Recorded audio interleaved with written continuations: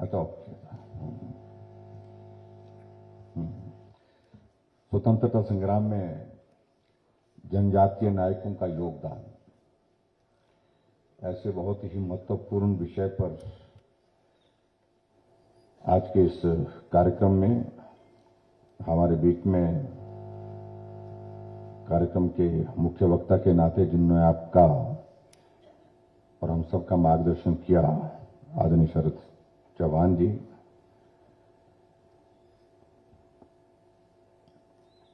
हमारे बीच में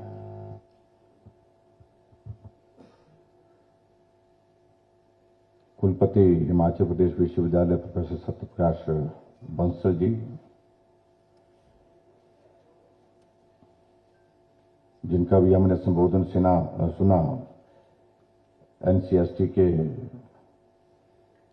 प्रतिनिधि के नाते श्री मिलिंद जी, प्रो वाइस चांसलर जी ज्योति प्रकाश जी, हमारे बीच में कुलभूषण जी, चंद्रमोहन जी, श्री नागेश ठाकुर जी और यहां उपस्थित सभी देवी और सज्जनों, पत्रकार मित्रों,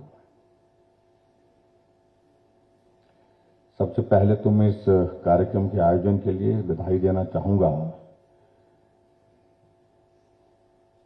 एक ऐसा विषय जिस विषय पर हम बहुत कम सोचते हैं, बहुत कम बोलते हैं। देश की स्वतंत्रता के लिए हजारों लोगों ने अपने जीवन की कुर्बानी दी, लेकिन एक व्यवस्था के अनुरूप हमको जहां तक ले जाया गया, जो रास्ता सरल था जहां तक पहुंचने का, वहां तक हम पहुंचे, वहां तक अध्ययन किया, सुना, पढ़ा, लेकिन बहुत सारे ऐसे लोग थे जिन्होंने बहुत महत्वपूर्ण योगदान दिया, लेकिन हम वहां पर पहुंच नहीं पाए। वो सुदूर किसी इलाके में थे, साधन सुविधाओं की कमी में थे,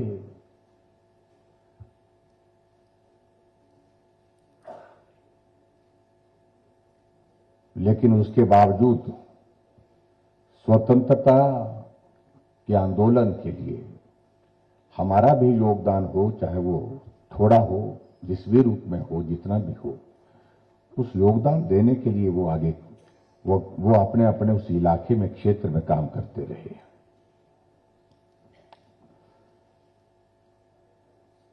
और मुझे इस बात की प्रसन्नता है कि हमारे देश के प्रधानमंत्री आदरणीय नरेंद्र भाई मोदी जी ने आजादी के 75 वर्ष बीतने के बाद ऐसे कार्यक्रमों की एक बहुत बड़ी एक श्रृंखला खड़ी की, जिन कार्यक्रमों के माध्यम से हम ऐसे लोगों को याद कर सके, उन लोगों को स्मरण कर सके, उनके इतिहास को हम जान सके, जिनके बारे में हमको बहुत कम जानकारी है, या जानकारी है तो बहुत अधूरी है। जानकारी महत्वपूर्ण है, लेकिन उसको उस तरह का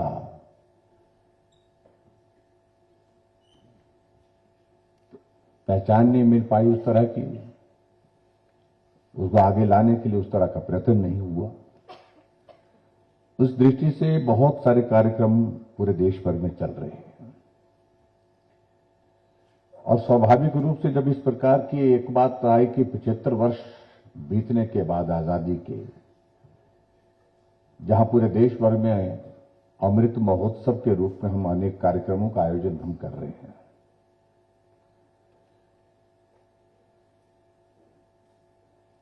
और उन कार्यक्रमों के माध्यम से प्रयत्न यही है कि भारत का गौरवमय इतिहास, चाहे वो स्वतंत्रता से पहले का है, चाहे वो स्वतंत्रता के पश्चात की इस यात्रा का है,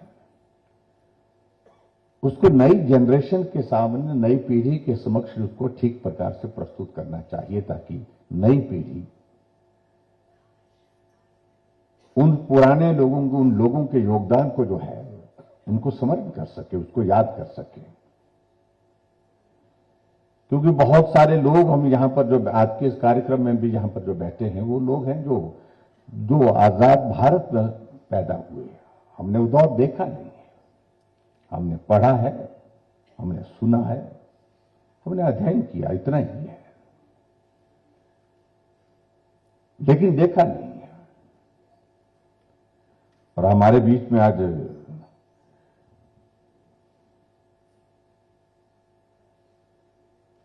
एक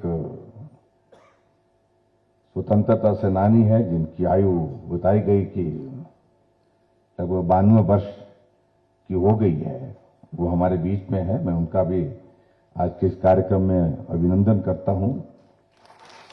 श्री दयाचंद नेगी जी का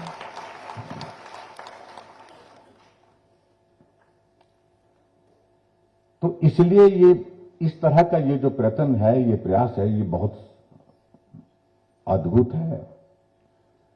और जब हम यहां प्रदर्शनी को देख रहे थे तो आप इस बात को देख रहे हैं कि भी जो राजनीतिक दृष्टि से जिन लोगों को पहचान मिली या जिनका योगदान, बड़ा योगदान स्वतंत्रता के उस आंदोलन में रहा है, उन लोगों के चित्र इसमें कम दिखे। लेकिन ऐसे लोगों का चित्रण यहां पर आज की इस प्रदर्शनी में देखने को मिला है जिनको बहुत कम लोग जानते हैं, लेकिन बहुत कम लोग जानने के बावजूद भी उनका योगदान बहुत महत्वपूर्ण रहा है।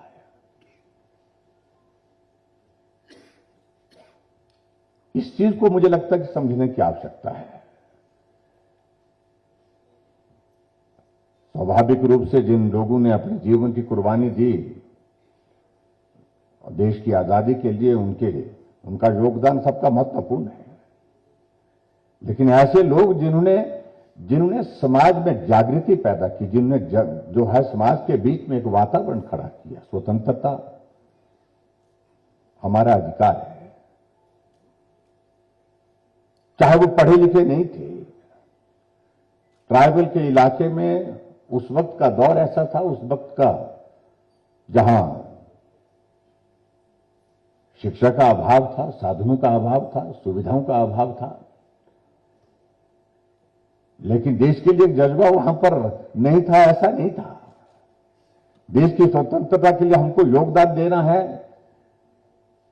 इसकी जानकारी नहीं थी, ऐसा नहीं था।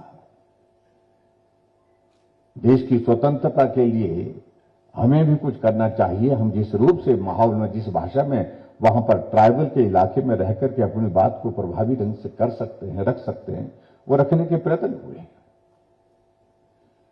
और उस दृष्टि से यहां पर चंद्रमोहन जी ने हिमाचल प्रदेश के भी हमारे बहुत सारे, लाहौल स्पीति के मुंशी सजय राम जी का जिक्र किया, ठाकुर देवी सिंह जी का जिक्र यहां पर हुआ, ठाकुर शिवचंद जी का जिक्र हुआ, और किन्नौर जिला के हमारे जंगी राम जी का जिक्र हुआ, भाग शरण जी का हमारा यहां का जिक्र हुआ। यानी कि ट्राइबल का इलाका, लेकिन ट्राइबल के इलाके में भी बहुत बड़ा उनका उस दृष्टि से एक जन जागरण की दृष्टि से लोगों को आगे प्रेरित करने की दृष्टि से योगदान रहा। आज हमारे लिए सौभाग्य की बात है कि देश प्रगति करते हुए हर क्षेत्र में आगे बढ़ा है।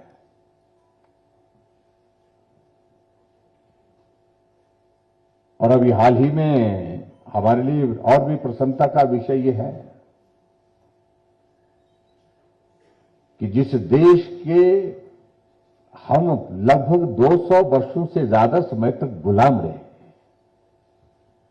अंग्रेजों के गुलाम रहे ना, जिन्होंने हमको गुलाम रखा, हम इकोनॉमी में उनसे अब एक नंबर ऊपर हो गए।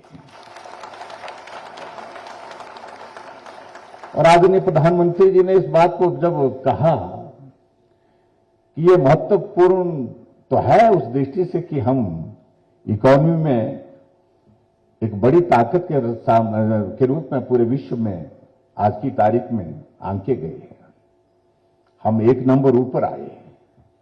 ये प्रसन्नता का विषय है। लेकिन सबसे बड़ी प्रसन्नता का विषय हमारे लिए यह है कि जिन लोगों ने हमको 200 वर्षों से ज्यादा समय तक गुलाम रखा, हम ऊपर उनसे ऊपर हो गए। ये एक आनंद की अनुभूति देता है। तो स्वाभाविक रूप से अगर इस सारे इसमें अगर हम कहें तो उसमें भारत के हर व्यक्ति का कंट्रीब्यूशन है। एक मजदूर का योगदान है, मजदूरी करते भी उसने देश को आगे बढ़ाने में अपना योगदान दिया है। एक डॉक्टर का अपना योगदान है, एक इंजीनियर का अपना योगदान है, एक साइंटिस्ट का अपना योगदान है, एक किसान का अपना योगदान है और एक बागवान का अपना योगदान है।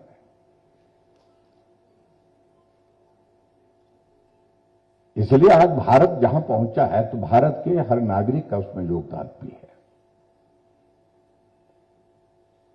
और हमारे लिए इस बात को लेकर के प्रसन्नता का विषय है कि ये संयोग है जहां देश की आजादी के 75 वर्ष पूरे हुए हैं और अमृत महोत्सव पूरे देश भर में मना रहे हैं। और अमृत महोत्सव का ये कार्यक्रम पूरा दुनिया देख रही है कि ये क्या है। 75 वर्ष आजादी के कई लोगों को बड़ा सहज लगता है। इसको सहजता से उस तरह से लेने का विषय नहीं है।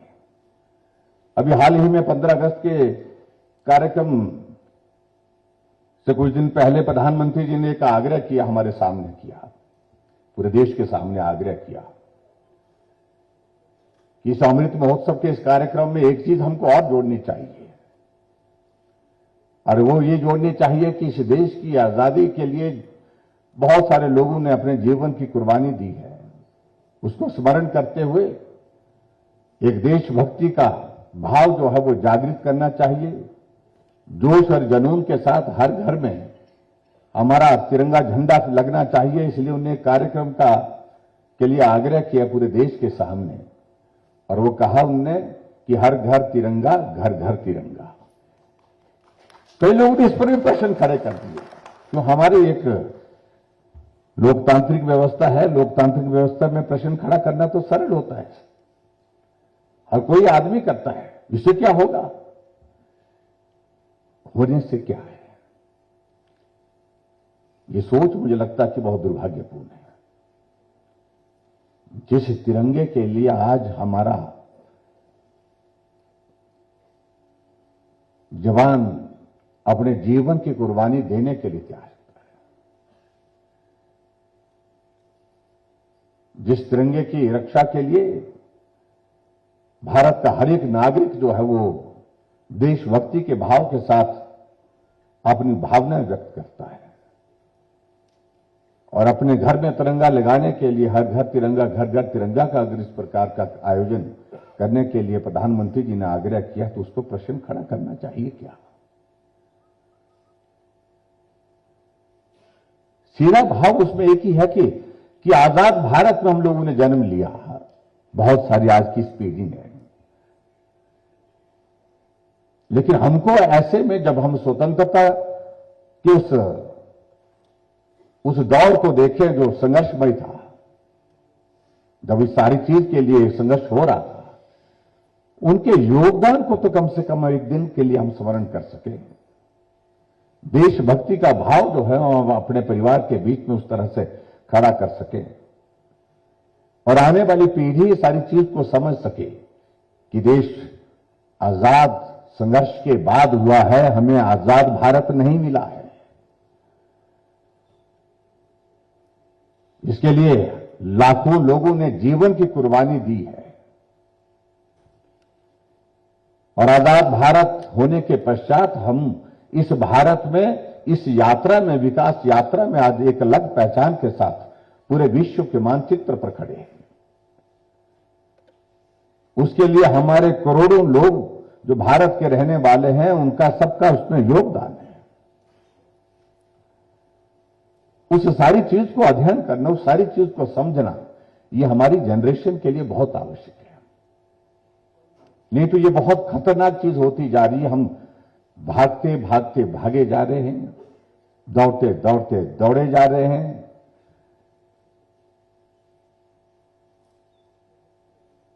और बहुत कुछ हमारा इतिहास पीछे छूटता जा रहा है। उस इतिहास को स्मरण किए बिना अगर हम प्रगति की राह पर आगे बढ़ करके जिस मंजिल को हासिल करने का हम सोचते हैं, तो मुझे लगता है कि उसको हम हासिल नहीं कर सकते। इसलिए बहुत गौरवमयी इतिहास हमारा सदैव हमारे स्मरण में रहना चाहिए। इस देश के लिए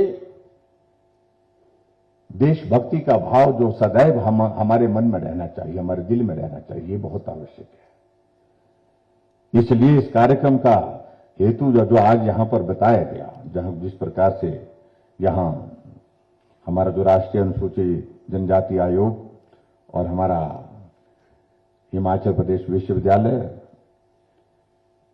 और जनजातीय अध्ययन संस्थान के माध्यम से इस प्रकार के इस कार्यक्रम का आयोजन हुआ है, तो मुझे लगता है कि एक बहुत बेहतरीन एक ये शुरुआत है उस दृष्टि से कि ट्राइबल के इलाके में, जो पिछड़े दूर दराज के इलाके, ऐसे इलाके जहां पर उस वक्त बहुत कठिनाइयों का जीवन था, वहां पर भी स्वतंत्रता की इस आंदोलन को आगे बढ़ाने के लिए काम हुआ है। और जो काम हुआ है उसका चित्रण आज की इस प्रदर्शनी के माध्यम से आपके समक्ष रखा। ये हम सब लोगों के लिए एक बहुत बड़ी प्रसन्नता की बात है कि आज उन सारी चीजों को हमको देखने का अवसर मिले, एक झलक हमको देखने का यहां पर अवसर प्राप्त हुआ है। और आदरणीय प्रधानमंत्री जी का तो विशेष तौर से इन सारी चीजों को लेकर के हमेशा एक आग्रह रहता है कि जो भी हम करते हैं उसको संकलित करना चाहिए। अटल टनल रोहतांग का जब से हमने उद्घाटन किया और उद्घाटन करने के पश्चात उन्हें अधिकारियों को वहां पर बुलाया, हम वहीं उपस्थित थे, तो उन्होंने एक बात वहां पर पूछी कि इस टनल को बनाते बनाते कितने लोग ऐसे हैं जिनकी दुखद मृत्यु हुई। तो इंजीनियर एक दूसरे का चेहरा देखने लगे, क्योंकि एग्जैक्ट नंबर जो है वो ध्यान में था नहीं उनके। उनने कहा ये ठीक नहीं है, वो तो आपको एक एक व्यक्ति का एक एक घटना का वो पूरा रिकॉर्ड आपके पास उपलब्ध होना चाहिए। और उसी वक्त उन्होंने अधिकारियों को कहा वहां खड़े कि जितने भी मजदूरों ने इसमें काम किया, चाहे वो साधारण लेबरर के रूप में काम किया, चाहे उसने फोरमैन के रूप में काम किया, चाहे इंजीनियर के नाते काम किया, चाहे वो ड्रिलर के नाते काम किया, चाहे एक्सकवेटर चलाने वाला उसने काम किया, टोटल उन सब का अनुभव क्या है इस टनल को बनाते बनाते। क्योंकि जब वैसे जोखिम भरे काम, क्योंकि वहां पर एक शेरी नाला करके एक पॉइंट ऐसा आया था जहां ऐसी स्थिति बन गई थी उस वक्त कि इस टनल को आगे अब बढ़ाया जाए कि नहीं बढ़ाया जाए, क्योंकि एक ही पॉइंट पर 4 साल का समय लग गया वहां पर। और जिस कारण से वहां इंजीनियर ने, जब हमारी सरकार यहां पर बनी, मैंने इंजीनियर के साथ बैठक की, तो उस वक्त वहां वो शेरी नाले में उसमें उलझे हुए थे। हमने कहा इसका कंप्लीशन का टारगेट क्या है, तो उनका यही कहना है कि बहुत मुश्किल है कहना, अगर ये शेरी नाला वाला ऐसा विषय चलता रहा तो ये 2024 तक कंप्लीट होगी। आप अंदाजा लगाइए। लेकिन वो शेरी नाला का उसका वो दौर पूरा हो गया, वो निकल गया। उसके बाद टनल धड़ाधड़ तेजी से आगे बढ़ी और आगे बढ़ने के बाद 3 अक्टूबर 2020 को हमने उसको उद्घाटन कर डाला।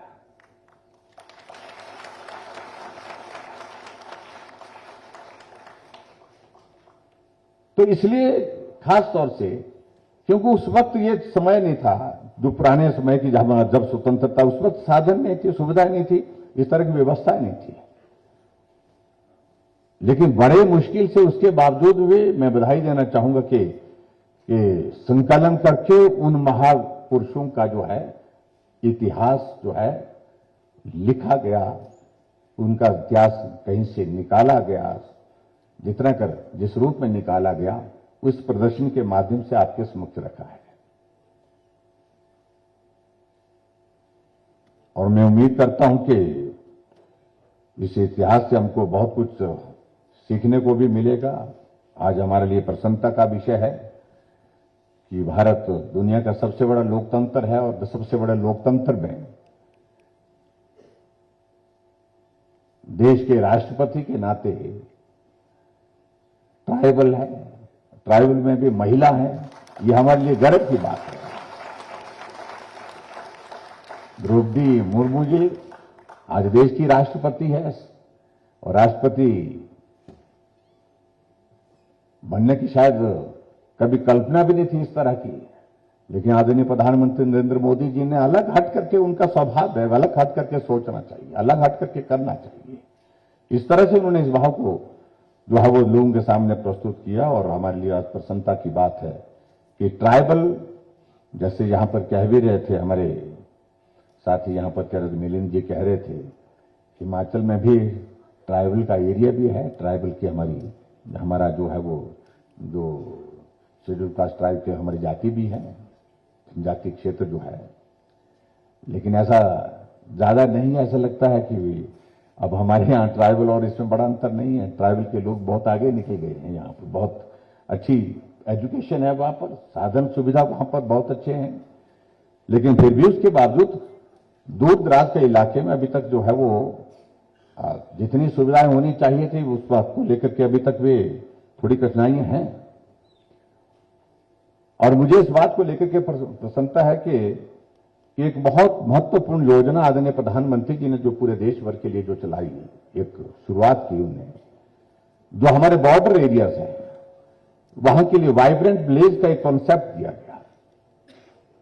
और इस दृष्टि से हिमाचल प्रदेश ने भी इस तरह से हमने एक प्रयास किया, जो हमारे बॉर्डर एरिया जो हमारा चाइना के साथ लगता है, लगभग 250 किलोमीटर का हमारा एरिया जो चाइना के बॉर्डर के साथ लगता है, उन विलेजेस में क्योंकि चाइना कुछ न कुछ करता रहता है अपनी हरकतें, तो पीछे ऐसी घटनाएं हुई कि 2 बार उनका हेलीकॉप्टर भारत की सीमा के अंदर काफी अंदर तक प्रवेश किया, तो हमने उसकी सारी जानकारी केंद्र सरकार को भेजी। और उसके पश्चात फिर हमने यहां हिमाचल प्रदेश में हमारे जो जितना भी बॉर्डर एरिया में जो विलेजेस हैं उसमें अधिकारियों को भेजा था हमने, और उन्होंने वहां पर ट्राइबल एरिया के लोगों के साथ इंटरेक्शन किया। इंटरेक्शन करके बहुत सारी इंपॉर्टेंट इंफॉर्मेशन उन्होंने निकाली, वहां से जानकारी ली। और ये जो वाइब्रेंट विलेज का जो कॉन्सेप्ट है, इसके लिए हमसे भी केंद्र सरकार ने कहा था कि भाई आप क्या होना चाहिए, किस प्रकार से करना चाहिए। तो हमने उस वक्त एक ही बात कही थी कि वहां के इंफ्रास्ट्रक्चर को हमको स्ट्रेंथन करना चाहिए। वहां के इंफ्रास्ट्रक्चर को स्ट्रेंथन करने के साथ साथ में कनेक्टिविटी को अच्छा करना चाहिए, और नेटवर्क जो हमारा कनेक्टिविटी का जो कम्युनिकेशन का है वो भी हमको मजबूत करना चाहिए, और रिसोर्सेज वहां पर बढ़ा करके लोगों को वहां पर अच्छी सुविधा देने की दृष्टि से काम करना चाहिए। उन सारी चीजों को इस बार इस कॉन्सेप्ट के साथ जोड़ करके प्रधानमंत्री जी ने पूरे देश के सामने वाइब्रेंट विलेज का जो कॉन्सेप्ट रखा, उन सारी चीजों को उसमें शामिल किया है। मैं उन सारी चीज में वो कहने की आवश्यकता महसूस नहीं करता हूं, आज का विषय थोड़ा उससे हट करके है, लेकिन मुझे आज के इस कार्यक्रम में सभी मित्र जो हमारे यहाँ पर डाइस पर हैं उनका धन्यवाद करना है। इस कार्यक्रम का आयोजन किया है, शायद मुझे लगता है कि इस तरह का ये अलग तरह का ये पहला प्रयास है जो ट्राइबल पे फोकस होकर के ट्राइबल के हमारे ऐसे जो हीरोज हैं जिन्होंने देश की स्वतंत्रता के लिए उस वक्त कठिन परिस्थितियों में काम किया, उनको स्मरण करने के लिए इस प्रकार का ये कार्यक्रम किया है। और इसमें बात ठीक है कि और भी ज्यादा अध्ययन करना चाहिए, और भी ज्यादा शोध करना चाहिए। हिमाचल प्रदेश में भी इसमें मेरा, क्योंकि आप सभी यहाँ पर यूनिवर्सिटी के हमारे नौजवान हमारे साथी यहाँ पर बैठे हैं, इस पर अध्ययन करें, और अध्ययन करने के बाद उसका संकलन करके कि देश की आजादी में हिमाचल प्रदेश के ट्राइबल के लोगों का भी जो कॉन्ट्रीब्यूशन रहा है, योगदान रहा है, योगदान छोटा रहा है, बड़ा रहा है, उसको संकलित करके हमको जो है वो रिकॉर्ड पे लाना चाहिए, ऐसा मेरा आग्रह भी है। और बाकी सारी चीजों को लेकर के यहाँ हमारा मिलना जुलना होता रहता है। यहाँ एक दो चीज़ों के लिए बात कही गई थी। एक तो मुझे इस बात की प्रसन्नता है कि जो हमारे रिसर्च स्कॉलर्स हैं उनके लिए हमने एक जो योजना की घोषणा की थी हमने बजट में, उसको अभी पिछली कैबिनेट में हमने उसको क्लियर कर दिया। जिनको कहीं स्कॉलरशिप नहीं मिलती है उनको थोड़ा सा मदद करें। मदद थोड़ी है लेकिन उसके बावजूद भी एक भाव है वो उस दिशा में। आने वाले समय में इसको बढ़ाने का काम करना चाहिए, लेकिन एक भाव है कि उस दिशा में आगे जाना चाहिए। बहुत सारे लोग ऐसे, बहुत सारे बच्चे ऐसे होते हैं जिनको इस सुविधा से उनको मदद मिलेगी। और दूसरी बात, जो एक बात कही गई थी यहां पर कि यहां यूनिवर्सिटी के लिए जो हमको पैसा मिलता है ग्रांट का, तो उसमें हमने वो फाइनेंस वालों के साथ टेकअप किया है, उसमें कुछ व्यवस्था कर रहे हैं। कितनी हो पाएगी उन्होंने कहा कि हम थोड़ा आपको बताएंगे। लेकिन इसके साथ साथ में जो एक कुछ दिन पहले जो कार्यक्रम में आए थे, जो यहाँ एक एलुमनाई भवन जो है जिसका शिलान्यास किया, उसके लिए कहा कि भाई शिलान्यास तो हमने कर दिया लेकिन पैसे का प्रावधान कैसे होगा। हमने कहा ये पहले सोचना चाहिए था, तो पहले सोचा नहीं, वो तो ये ख्याल हमको बाद में आया। तो मैं क्या, ख्याल बाद में आना अच्छा नहीं होता है। लेकिन फिर भी उसके बावजूद यहाँ आदरणीय नड्डा जी ने भी बात कही है, वो भी कंट्रीब्यूट करेंगे।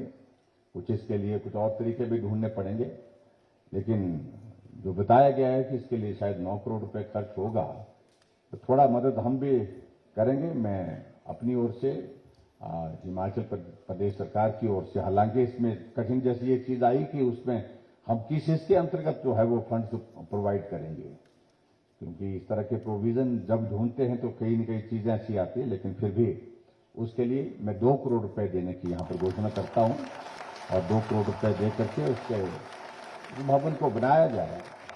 क्योंकि अब आप लोगों ने जो करना था कर दिया है, हमारा नाम छाप दिया है, और नाम छाप दिया है तो उसके बाद नहीं तो हमारे दूसरे मित्र जो है वो उसका वो फोटो लेकर के कुछ अरसे के बाद आपके वायरल हो जाएगा आपके मोबाइल पर। भूमि जो क्या नाम बोलते, शिलान्यास किया था लेकिन जमीन पर तो कुछ नहीं हुआ। तो ये सारा हम बहुत झेलते हैं। तो इसलिए मैं इतना ही कहना चाह रहा हूं और आप सबको शुभकामनाएं देता हूं, और आज के इस कार्यक्रम के लिए बहुत बहुत बधाई देता हूं। धन्यवाद। Thank you.